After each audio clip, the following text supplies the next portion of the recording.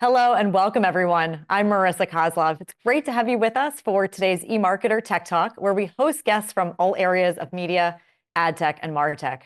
Our content today focuses on navigating an advertising landscape that's being transformed by AI, price concerns, and evolving consumer behaviors. So now let's meet my guests from Demandbase. First, we have Hannah Jordan, Director of Digital Marketing, who's joining us today from Austin, Texas. Hannah, great to have you with us. Hello, everyone. Excited to be here. We are excited to have you. And we also have Juan Alvarado, Vice President of Demandbase Advertising Cloud. Juan, nice to see you too. Likewise. Hi, everyone. Well, we're really happy that you're here. And we'd also love to hear from all of you in our audience. Let us know where you're joining us from. Just use that chat window on the right side to share that and also to submit your questions. And we will do our best to get to as many as we can during the Q&A in the second part of the show. So Hannah and Juan, I'm ready to get to all of that great content that you have for us. Hannah, let's get started. Yes, amazing. Thank you so much, everybody, for joining. We just have a quick agenda overview for you guys today, but instead of trying to cram too much information, I think we're just going to stick to three main things. So first is the State of B2B Advertising 2024 results. Then we're going to talk about some advertising technology trends, and then finally end with some 2025 campaign strategies for you to try. So first up, we have the State of B2B Advertising results. So what this is every year we actually go out and we survey a bunch of our customers, thought leaders, and experts in the industry to understand what are they doing in advertising right now, what questions do they have, what's working, and what's not. So we actually just launched this on Monday, so this is hot off the press, and so figured it would be helpful to kind of set the stage and share with you guys what we found. So the first stat I want to call out is that global ad revenue in 2024 is expected to reach almost $1 trillion. So this is a lot of money being thrown at advertisements, and it's really that question of how do you stand out? I think that's what every marketer is really wondering, is it's again, when we picture how much money is being thrown out there, how does my brand, come out of all the noise and actually make an impact? And the second thing we wanted to look at is what is actually fueling all that spend. So almost $1 trillion, where is it going? We see the top four biggest channels by consumer spend are typically display, paid search, LinkedIn, and content syndication. So I'll be honest, this is a lot like what our media mix here at Demandbase looks like. I think display is great for getting in front of people, staying top of mind. LinkedIn, that's where, our audience is unique in that we're selling to sales and marketers. And so LinkedIn is where they spend a ton of their time. So that's where we are running a bunch of campaigns. You can get very targeted, even down to the person level.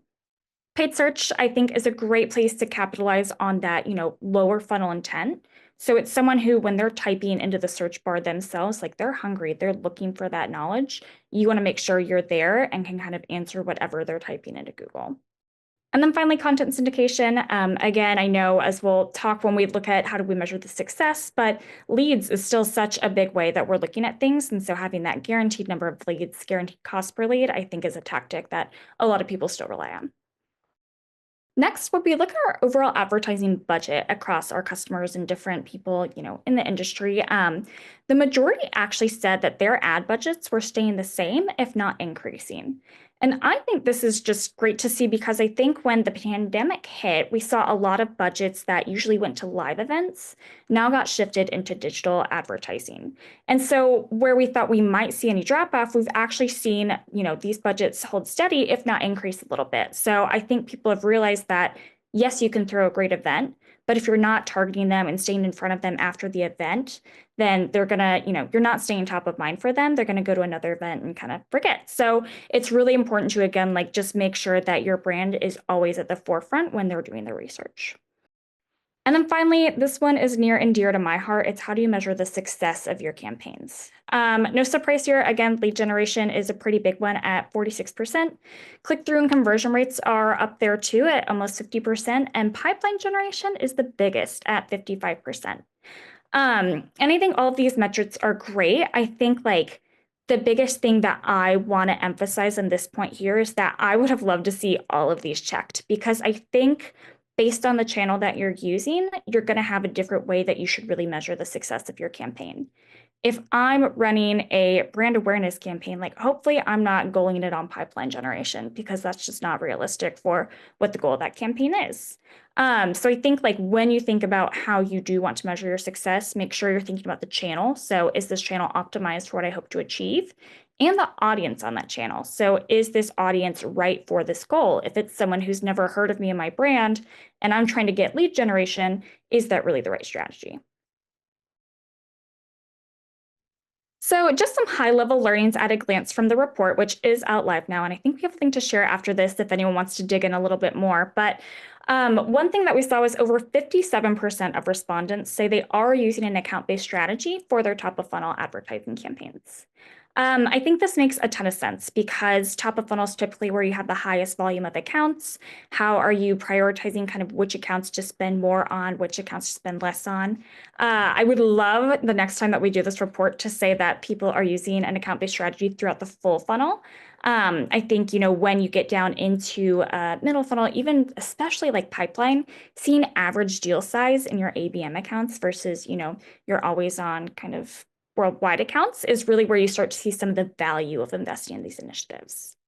Next, we kind of touched on this one, but 86% of respondents said their advertising budgets either stayed the same or increased in the last year.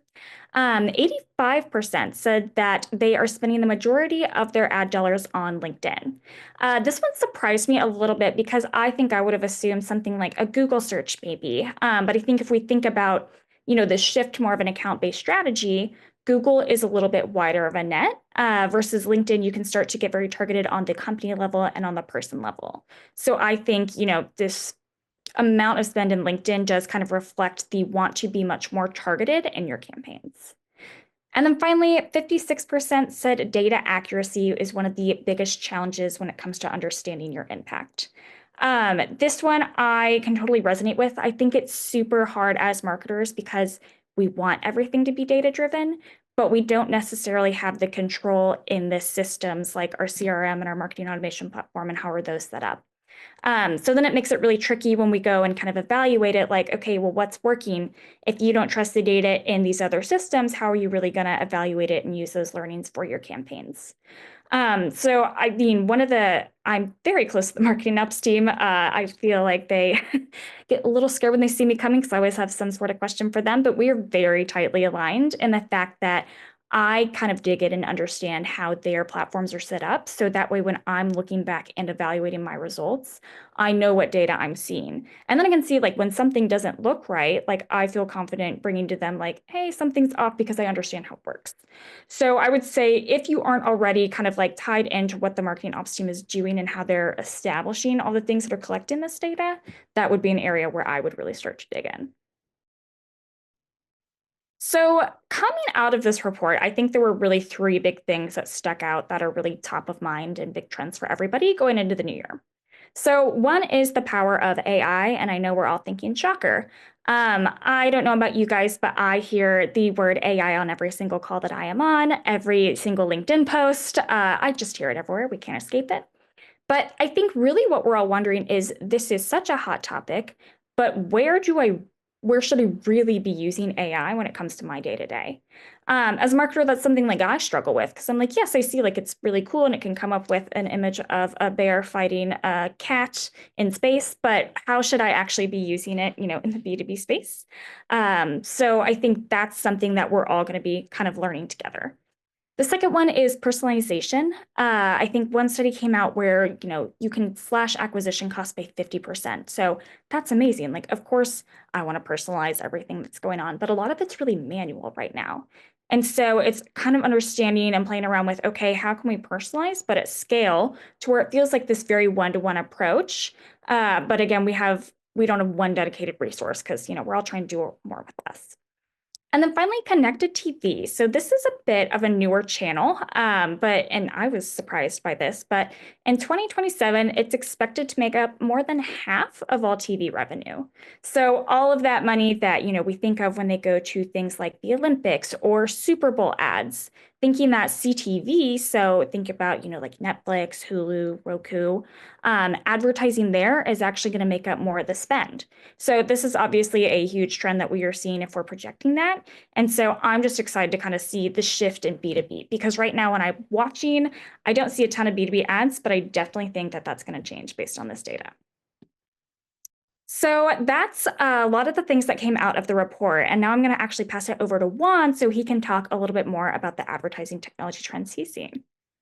Thank you so much, Hannah. As you just heard, I'll be diving into the topics that were just touched on in more detail. First up, we've got AI everywhere. So as Hannah mentioned, you really can't be at an event or a webinar without discussing this topic, right? There was a survey that was actually sent out that asked advertisers what's keeping them up at night. And if you were to ask me, I'd say it's my kids. Love my kids, but come on, right? No, but I actually don't think that was an option for this survey. Turns out it's AI that's keeping advertisers up at night, and it's for good reason. There's so many different use cases that can be leveraged for our day-to-day. The most common types of AI used are both predictive AI as well as generative AI. Predictive AI is more so leveraging historical data to help inform the future. At Demandbase, we actually have what's called AI-powered campaign outcomes, which is a setting that can be applied, which helps optimize to a specific KPI, right? And we've seen strong gains in both engagement and efficiency with leveraging that. Including other options would be generative AI, right? Generative AI is about building specific content. It could be regarding your ads. Maybe it's copy that you would add to your native advertising. It could also be applied to your day-to-day, helping you craft emails, helping with your self-assessment for your performance evaluations. It could also be used for imagery, right? There's so many different use cases, and it's really something that marketers should be thinking more about, but also making sure you're speaking with your legal and privacy teams to make sure that you're following the guidelines set by your company. All of this will help marketers in a variety of ways, especially with repetitive tasks. And with that, that'll give us more time to be more strategic, which is fantastic. There's also been the thought of whether or not AI is taking over our jobs. If you were to ask me, I think not anytime soon, but give it, I don't know, 5 to 10 years or so. And really, I think that the power of the technology could be something of the game changer. Fortunately for those in the US, the US government believes that there's actually going to be more jobs available in 10 years, right? So we might not be doing advertising, we might be doing something else, but we still have jobs. And with that, I'll transition to the next slide, which is about personalization. So with personalization, I find this one interesting because I pay attention to industry topics, the trends for this year, the trends for next year. And you typically see things like topics of AI, of course. You see the rise in CTV. You hear about signal loss and third-party cookies going away in Chrome. And you more often than not, don't hear about personalization. So I think this is more tied to the B2B industry. So I'm glad it's something that we're flagging in our State of B2B Advertising report. So in our report, 73% of respondents, so about 7 out of 10 people, said that personalization at scale was the #1 trend they were most interested in. And when we think about personalization, it's not necessarily at the person level. It's broader than that. It could be more so at the company level or the industry level. I think it's really about leveraging your data, including your first-party CRM data, as well as third-party data, whether that be relying on cookies while you still have them, or other cookieless identifiers to help you with your setup, whether it be on your ads or even on your website or in a variety of other ways. And as expected, as Hannah mentioned earlier, leveraging personalization has many benefits, can help reduce costs and ultimately drive business results. And next up, we have CTV, or connected television. So we've included a visual on the right-hand side of the slide, which shows the growth that's expected for B2B video ad spending in general for the foreseeable future, right? So if you look at the black bars, you see an increase year over year. Here at Demandbase, we're seeing that growth primarily from CTV campaigns. We have some savvy marketers that have actually done some testing where they took a look at running display media standalone with a subset of their target account list.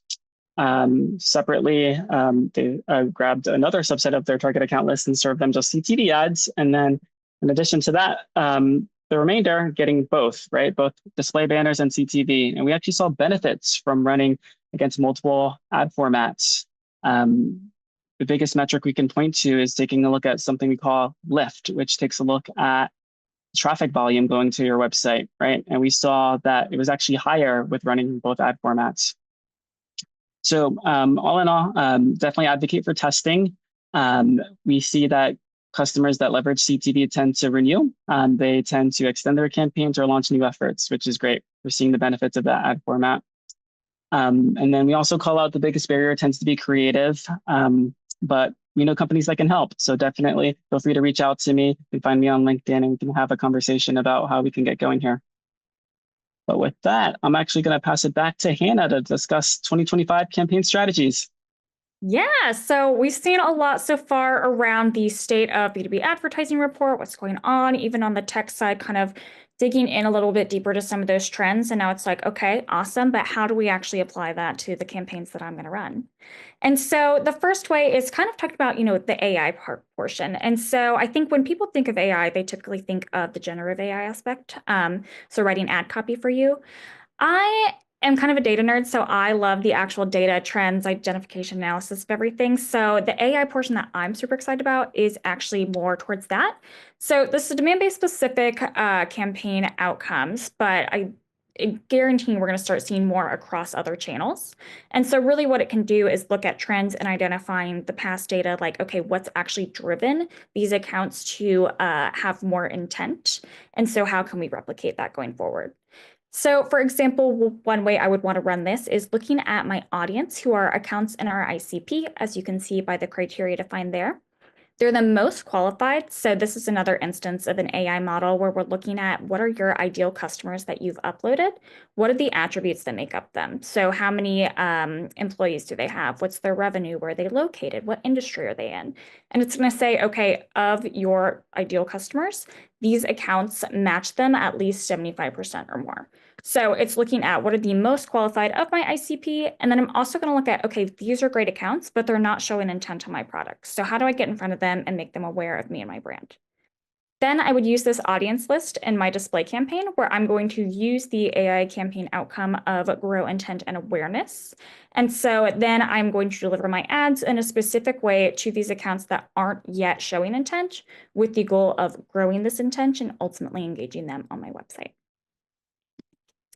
The next way I'm thinking about campaign outcomes is actually that convert factor. So now I have my audience, which are my high priority accounts. They're tier 1, which is our demand-based speak for sales most important accounts. They're actively engaged, so that journey stage is just a measure of an account's engagement with us. Where are they at in their buying journey? And so engaged means that I have multiple people who are actively on my website, downloading content and engaging with me in some way. And they have a trending intent, which means that we establish a baseline of intent for all of the companies and we track those signals. And so trending intent means that we've actually seen an increase in that baseline of intent. So there's been an uptick in the number of people researching and the kind of content that they're researching.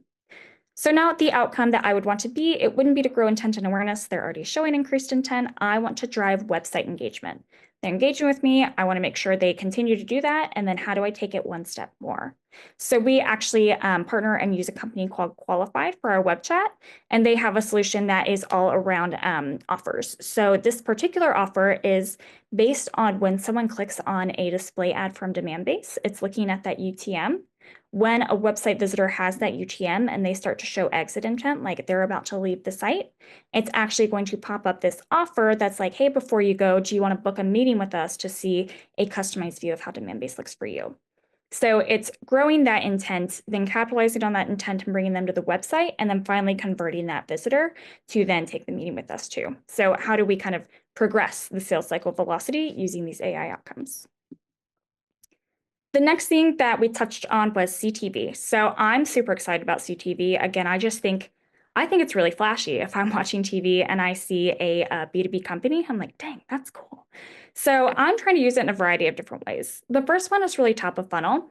So I'm looking at what are accounts that are in my ICP and they are showing intent, but they haven't visited my website. So this to me would be key accounts. If they're showing intent on my ABX product, they're in my ABX ICP, but they're not engaged with me. I'm like, hang on, we also have ABX. So why don't you come check us out? The middle of funnel strategy would be around really warming up content syndication leads. So one thing that I have heard and also dealt with as a marketer is you run content syndication and sales gets the leads and they call them and they say, hey, I saw you downloaded a Demandbase asset. And the person on the other end says, I don't know who Demandbase is. I did not do that. And they, the conversation just doesn't go well. And it's because, again, that person might have downloaded it on a third-party site. We're all downloading a ton of content every day. Maybe they don't remember that. So this is looking at accounts who have people who downloaded something from content syndication, and they don't have very many engagement minutes with us. So this is someone who's unengaged with us directly. They downloaded from content send. I would want to warm them up with CTV, get their interest peaked, like, ooh, who's Demandbase? So that way, when the salesperson does call them after they've hit a certain impression threshold, then the person's like, oh yeah, I've been seeing you guys everywhere. And the conversation is much more open to flow from there. And then finally, for bottom of funnel, I'm really excited about this one because we actually have the ability to do one-to-one CTV campaigns. And when I tell people that, they're like, oh, that's crazy. And I'm like, I know, it's really cool. So for our high priority accounts, I'm talking deals that are worth a lot of money. We want to surround that account in any way possible and make them feel like that extra love. Like, hey, we're Demandbase, we see you, we care about you, like, look at all this cool stuff we can do. So we actually can just put in the exact company name that we would want to target, put that into a CTV campaign, and then directly hit that account with our CTV ads while they're in that final sales cycle process. So again, all of this to say, like, there's a variety of ways that you can use it, but the benefits that we've seen, we did run an A/B test and it was accounts that got CTV ads, as you can see in the stat in the bottom, 64% increase in unique visitors and 476% increase in page views. So it's clearly working, and the value from this I think is amazing. So I'm trying to use it every way I can. The other part that I am really excited about for 2025 is really diving more into social proof and even like social proof third-party insights. So I'll start with another great partner of ours is G2. And so G2 actually has an integration with Demandbase to where I can see when an account is on G2 doing different activities. So in this example, I pulled in an intent search, which is just fancy for the G2 intent data they're passing to us, where the topic contained advertising software in the past month from G2. It's then going to pull me a list of accounts and show me what exactly they were doing on G2. So in these examples to the right, looking at the best account-based advertising software, they're looking at user reviews. They're looking at, okay, what was the highest rated account-based advertising software? So in my mind, these are great signals because you don't usually just accidentally end up on G2 looking at something like this unless you're kind of in market for a platform like that. At least that's not how I spend my free time, but no judgment. So, if we're getting these great insights, if we can see this, then of course I want to get in front of these people. So then we can actually use our display ads that kind of call out even the G2 reviews, like, hey, if platform pitches them the same, we hear that all the time from prospects who are talking to both us and our competitors. But okay, well then where else can you look? What about people who are actually using the platform? So look at the G2 reviews. We also will highlight different customer stories of, hey, here's how people in your industry are also finding success with us. And then finally, we have a partnership with a tool called Noble, super cool, to where whenever you go to the website, it's just that widget in the bottom and actually recognize who you were with and connected with on LinkedIn that actually uses Demandbase too. So we give them a customer list. We're like, hey, here's our happy customers. Someone then could use the widget, connect to their LinkedIn, and then they'll say, hey, of your LinkedIn connections, here are the ones that are actively using Demandbase. Do you want to talk to them and see how they like it? So I think it's just a great way rather than to rely on like, hey, we think we're great and we say this. It's like, okay, let's take a step back and like, here's your peer set and listen maybe to what they have to say too. I think if I was evaluating technology, that personal touch to me would make me feel much better about moving forward. So this is one thing I'm super excited to try and use more. And then the last thing, I know we touched on personalization quite a bit today too. And Juan called out like personalization is going beyond just using maybe fields like calling out a company name or a person's name. And there's so much more to it, but for the essence of time, I also wanted to call out that even if you are just using those kind of standard dynamic fields to pull in a company name, maybe start thinking about innovative ways that you can use them. So in this example, yes, we're pulling out company name, but the setup was, or the thought process was, when I go to, or I get invited to an event and it's in person, I am terrified if I have to go alone because I'm going to be surrounded by dozens, maybe even hundreds of people that I don't know. I don't know if I'm going to know a single person there. I'm going to feel awkward and like I eat my lunch in the bathroom, like in the sad movies. So I don't want to deal with that. So our thought was like, okay, how could we get more people to not only register, but actually show up? And so we made this experience for people who were from accounts where someone from that account had already actually registered. And so the thought being like, if I went and I saw like, hey, someone from Demandbase already registered, like I would think, great, oh, I have a buddy. I would totally go to this then. So just a way that, we can kind of take, yes, one dynamic field, but also use it in these different ways that kind of stand out more than just like a field call out. So I think that's a lot of just the slide content that we had for you, but I know we're going to pass it back to Marissa to answer any questions that came through as well. Yeah, thank you so much, Hannah and Juan. Hannah, I would love to join you at an event so you're not alone next time. Please call me. But that was a great example, and you both shared so much great content today, so thank you so much. I really love to hearing more about all of those key trends that were a part of Demandbase's report, and thanks for elaborating on those trends and sharing more on what keeps advertisers at night, and Juan, even if that is their kids, but also how to apply these strategies for the year ahead. So we do want to get to some questions from our audience. As a reminder, you still have time. So if you have anything else that's on your mind, please do submit questions for Hannah and Juan. Hannah, the first question I'm going to pass to you. What is the benefit of running a one-on-one CTV campaign versus a larger audience CTV campaign? Yeah, so for there, I would really say it's the biggest thing to me is like the budget concentration. So if you're running like the larger audience and let's say you put, a certain amount of money behind it, it's going to be dispersed over all of those accounts. So it's starting to think more of that spend per account. How many impressions are you actually going to deliver if you have an account list of 2,000 accounts versus if I do it one-to-one, like I know exactly how many impressions I deliver. I know the budget is going to be specifically spent on them, and I can even control the timing a little more. So like, let's say I want to, bump up the spend a little bit, like right before, right after a meeting, I have the control to do that with that specific account too. All right, thank you for sharing that. Juan, we've heard a lot about third-party cookies potentially going away over the past few years. So assuming third-party cookies become less prevalent in 2025 and beyond, will personalization still be possible? Yeah, that's a great question. I would say so. Yeah, personalization would still be possible. I think it ties back to the data you're using to help inform that personalization, right? So you'll definitely want to work with your provider and make sure that they're not too reliant on third-party cookies, that there's other data signals that they can leverage, whether it be your first-party CRM data, or maybe they're doing company identification at an IP address level or things of that nature, right? But to answer the question, yeah, personalization should be possible for the foreseeable future. Okay, well, we also have a follow-up question that just came in also about cookies. So without cookies, how does a lot of the remarketing work and what alternatives are there? And our viewer asks, especially when it comes to things like healthcare organizations that are more sensitive to HIPAA compliance. What are your thoughts on that one? Yeah, definitely. So I would say that there are a few things to consider, right? So you'll want to make sure that you're following all the legislation, right? You'll want to be sure that however you're doing your targeting and measurement, you're able to do it in a way that aligns with what the industry is pushing forth as well, right? So what I think about is what data points do you have access to that you can still leverage to your benefit?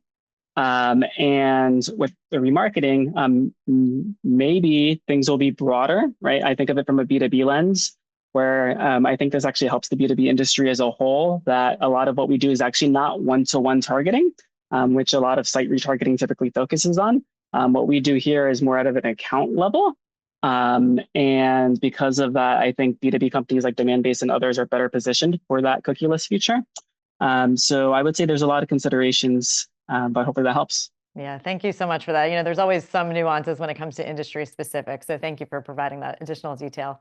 Of Hannah, course. a question came in for you in regards to one of the slides you were speaking to at the end on AI, the AI campaign outcomes slide. Our viewer wants to know, were the CTV and display banners running under one platform optimizing at the same time, or were those two separate campaigns running?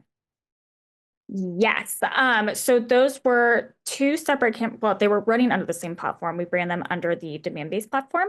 For the AI campaign outcomes, we tested against just running across our standard optimizations. Versus for the AI-driven ones, that's where on the back end they had kind of looked at like delivery and timing and everything. And so it was sort of this A/B test to identify like this is why we can see so much of a bigger impact to things like intent. So just a split group measuring intent in one group versus intent in the other, and kind of understanding, are the AI outcomes actually affecting them in the way that we want to? Okay, thank you. We have another viewer that asks another question about, I think it was about a slide or two later at the very end when you talked about using a company name in the field. So are you just using that company name for personalization, or are there other ways that you're using those dynamic fields? Yeah, definitely. So there are quite a few different dynamic fields we can pull from. Company name, I think, is the easiest to integrate like right off the bat. I would say the other ones that I'm starting to look into, though, are things like industry. So can we pull in like, hey, as someone in the healthcare industry, for example, you would be worried about XYZ versus someone in the finance industry would be worried about a different topic. And so kind of identifying what are the specific use cases by industry, and then using those dynamic fields to start to pull in there. And then even minor things like geo, for example, like I know in EMEA, like where we would use Z for a lot of things like personalization, they actually use S. So also updating the spelling based on the geo too, just to make it feel more like localized and personalized. Wow, that's a really great point about the spelling. I actually didn't even consider that, so thank you for that. We are going to take one more question. Juan, our final viewer says, I'm planning on launching my first CTV campaign in January. Do you have any specific tips regarding campaign setup? Well, that's exciting. Yeah, I know many marketers are thinking about plans for 2025. Many are considering tests for the beginning of the year to help inform their plans for the rest of the year. I would say things to consider. One would be when coming up with your targeting strategy and thinking through the target account lists, you want to think broader and also work with your provider on making sure that they can actually serve CTV ads to the accounts on your target account lists, right? It's not the same as running a display banner campaign where the scale could be larger. So there's some targeting nuances that you'd want to work through to make sure the accounts you want to reach, you can reach via CTV. And then I would also say frequency capping would be another consideration. I just think about my personal usage of watching content on my TV, and there have been times where I've seen the same ad way too often within like 15 minutes, right? So you want to make sure the company you work with is able to apply frequency caps at a variety of levels, including at an hourly level. All right, Hopefully well, that thank you for helps. that. I think we've all been there where we've seen that same ad playing over and over again. So thank you for those suggestions as our viewers gear up for 2025. Hannah, Juan, it was wonderful to be with you today. Thank you for this great content. And of course, for answering all those questions. We so appreciate you being here. Thank you, Marissa. Thanks, everyone. Yeah, thank you. Enjoyed being here. Well, before we wrap up, I'm just going to take a moment to tell you a little bit more about what's happening across eMarketer's media channels. You can register for live analyst and tech talk webinars on our events page at emarketer.com/events. Don't forget to tune into Behind the Numbers, eMarketer's daily podcast. And finally, please subscribe to our newsletters. Thank you all for joining us. And thanks again to Hannah, Juan, the team at Demandbase, and our eMarketer studio team behind the scenes for making this webinar possible. We'll see you all on the next Tech Talk.